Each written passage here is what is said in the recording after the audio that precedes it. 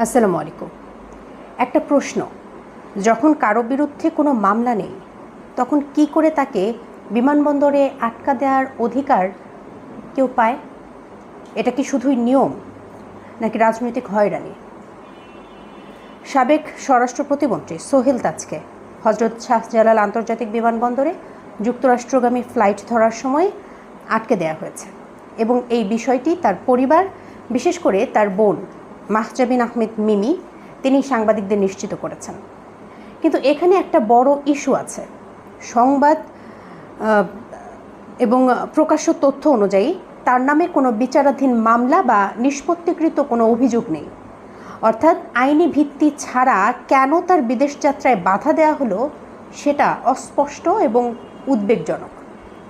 দেশে কারো বিরুদ্ধে মামলা না থাকলেও তাকে ভ্রমণ রোধ করা, বিমানবন্দরে আটকে রাখা বা হয়রানি করা হলে সেটা রাজনৈতিকভাবে ব্যবহার করা হতে পারে, বিশেষ করে যদি ওই ব্যক্তি বারবার সরকারের কণ্ঠ বিরোধী কোনো কথাবার্তা বলেন অথবা ক্ষমতাসীন মহলের কাছে সে যদি অস্বস্তিকর হয়।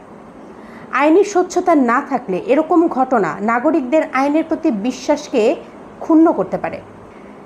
এমন ঘটনায় প্রশাসনকে খুলে বলা উচিত কী আইনানুগ কারণ আছে বা কী আদেশ বা স্থগিতাদেশ আছে তার বিরুদ্ধে যে এর কারণে রাজনৈতিকভাবে তাকে হয়রানি করা যায়। আমরা চাচ্ছি স্বচ্ছতা, বলা হোক কেন তাকে আটকানো হলো। বিচার প্রণালী থাকলে সেটা দেখান, যদি না থাকে তাহলে ক্ষমতাসীনরা ক্ষমা চাইবে। আইন কি সকলের জন্য সমান নাকি ক্ষমতার জন্য আলাদা আইন আছে? আপনি আপনার মন্তব্য জানাতে ভুলবেন না। ধন্যবাদ সবাইকে।